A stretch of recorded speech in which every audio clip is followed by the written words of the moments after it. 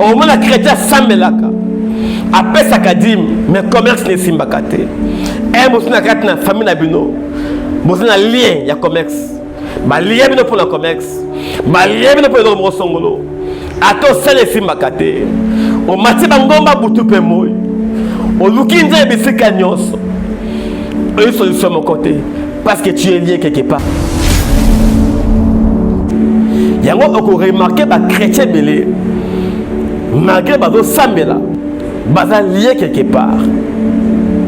Ils lié dans la pauvreté. Ils lié dans la mari de nuit. Ils lié dans la femme de nuit. Ils lié dans l'esprit de mort. Ils lié dans la maladie. Ils lié dans le biloko songolo par oyo yebi. Même dans la coutume aux alliés. Et côté fait que de king la côte na na molimo. Naïba pourquoi moi la oyo asa lié na maladie oyo? Pourquoi moi la oyo asa maladie à sucre? D'ailleurs comprendre que esa maladie n'a été. Mais esa maladie oyo est yakala. Il a ta libota. Il a ta famille. Papa et moi na pasteur. Maman est diagonaise. Mais papa est la diabète. A boti moi la azobe la diabète. Ok, ça qui est donc bon héréditaire. Na yebisi boza lié 4 maladies wala songo no pakala. Bozali belé boko ta l'émission de partout na pesi bino mbote. Mbote balanyo c'est chez Biso TV. Oui, madame na émission na bino réponse à nos questions. Yande ko na pesi moyini nanga mbote, moyini mbote, moyini bonjour, moyini nanga bonsoir.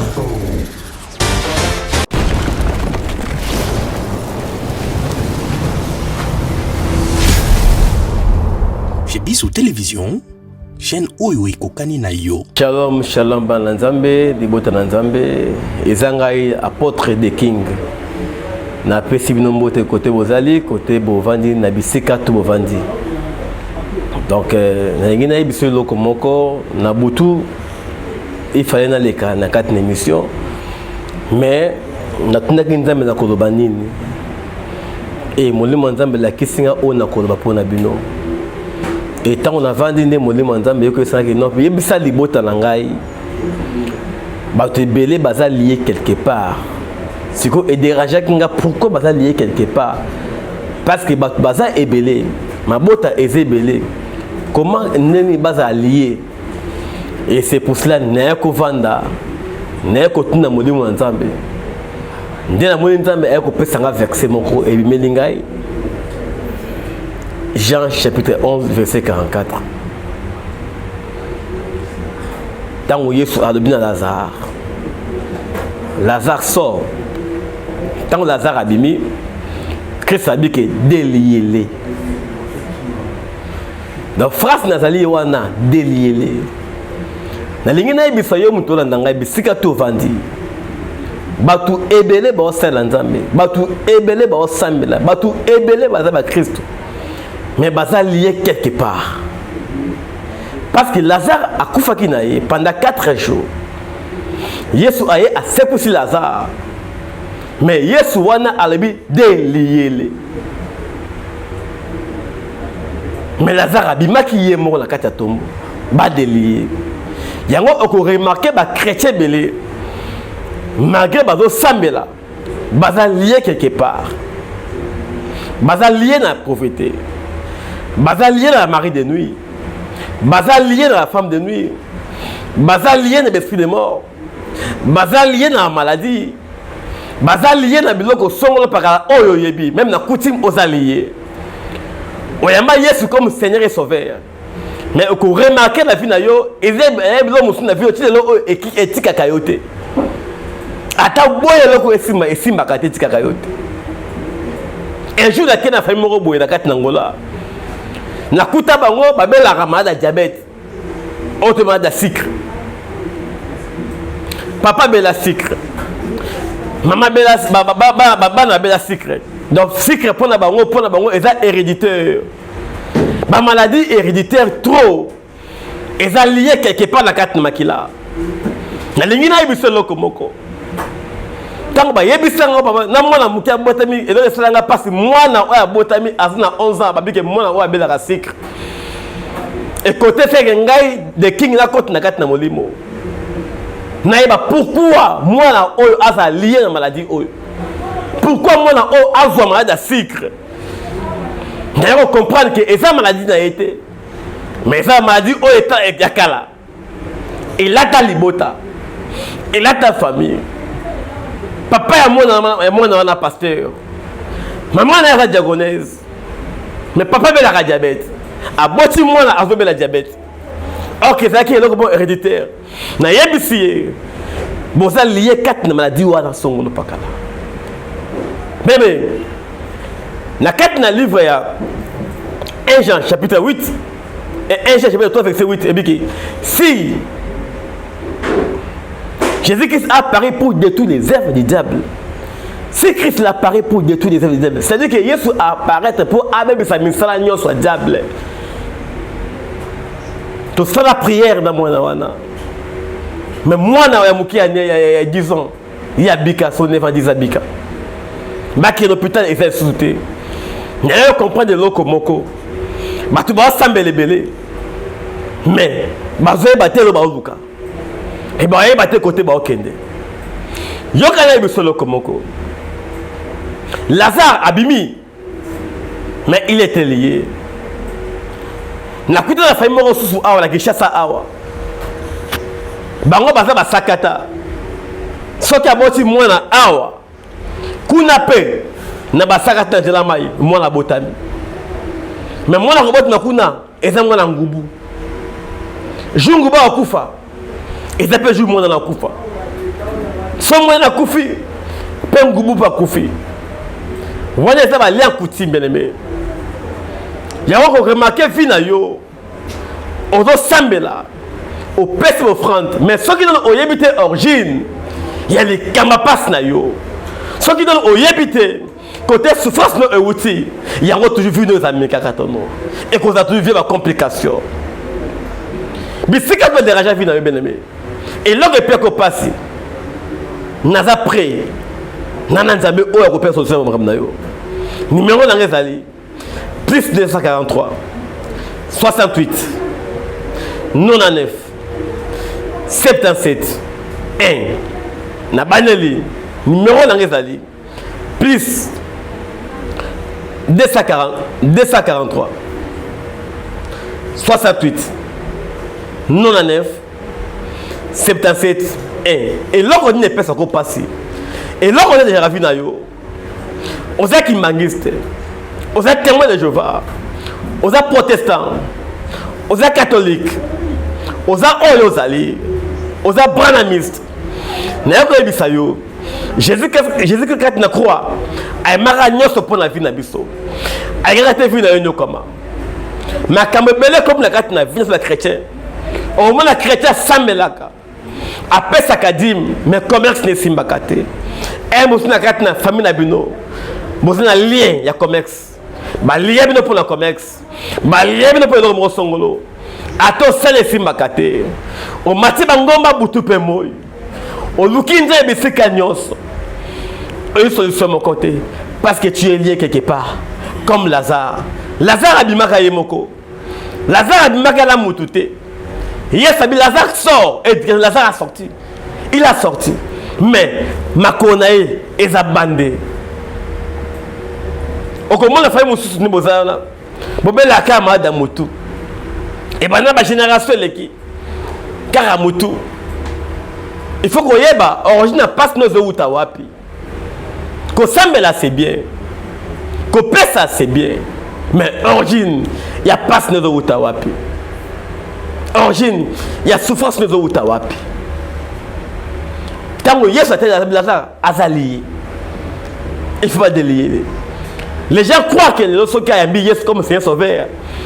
Bilo monsieur koyi. Bilo monsieur koyi a parce que ça va lien au ba ko ba sala. Et ça va lien aux familles et ça et ça va partir au bas signer kayo yo bakate.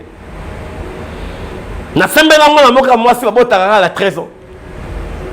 Koko on est à botter la trésor. Maman alandi maman na ye a botter la trésor. Et moi on a la trésor comme na zemi maman bité et comme lien. Il faut to katango. Et to côté la prière très écoufa. mona o wana yaki abalaki pa botaki na ba âge o esengeli mutabola abala pa bota banda ko tala vie na yo eloko nini epesa ko pasi eloko nini compliquera vie na yo eza commerce eza ngai na yebisa yo mosala na nzambe l'apôtre de king nakemi kilebele na moni pebele na kote ya yesu oyo afita te yo te me na kote ya yesu oyo ya bomoi mpe na kote ya yesu oyo asalaka mpe ekokisama na ye mpo nayebisa oke apôtre Paul alobi eloko moko c'est pas moi qui vis mais c'est Christ qui vit à moi soki nzambe atambelaki na Paul soki atambelaki na Pierre soki atambola bango moi je crois maintenant mpe nzambe wana awatambola elongo na ngai nalingi nayebisa kote ozali mosu olanda ngai yoka nayebisa yo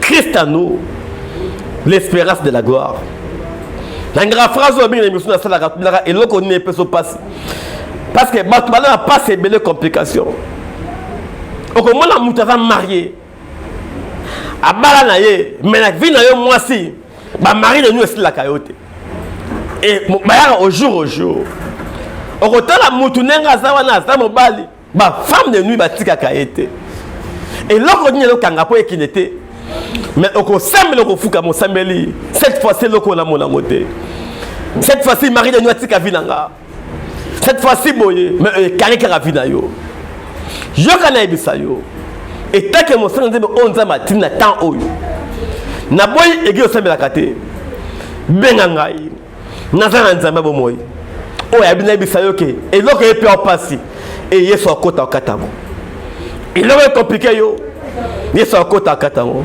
eloko nini ekomplike yo oka mwasi alibana na mari de nuit eza anormal ti sikoyo bayaka ovisite yo opesa bofrande ebele mpo ekendekendaka te bobotaka bana na famille otala ligne ya famille oyo bakizengi baa 3-4 babana bala 4-5-6 basigne malédiction na kati na famille nalingi eloko wana efesila ata bosambele esilaka te bisika tu yo vandi na Europe na Afrique na Asie na Amérique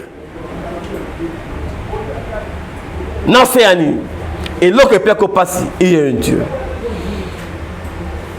naza esema humble serviteur oyo nzambe atina yebiso eloko oyo eloko ekomplike yo okobenga numéro tosala prière e okotémoigner nzambe wana e makambo na nzambe akotango numéro nanga ezali plus 243 68 99 77 1 eloko nini epia kopasi kote ozali nalingi ovandi oni kotala na vi na yo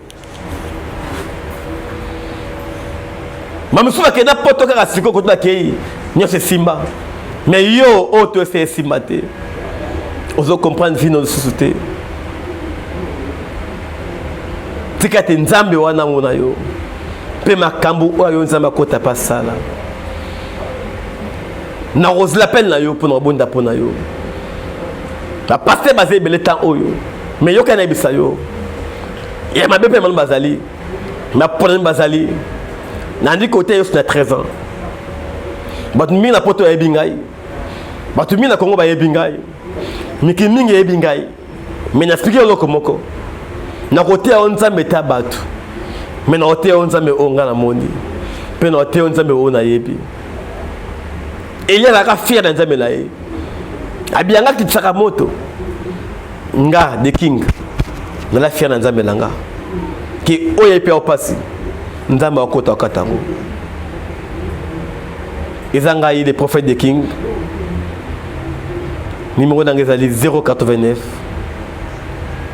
pardon 090 68 99 77 1 ya église la gloire eza bisika presque ebele eza na Angola eza na Gabon eza na Congo Brazzaville eza pe na Congo démocratique na avenue pour Matete sur Kwenge tika te nzambe oyo apambolaka apambola yo pepe et na pambola bato na ndenge émission oyo na pambola register na ngai na pambola papa otala ngai pe na pambola cordon brave Tikate Nzambe, Aza et Longlabino.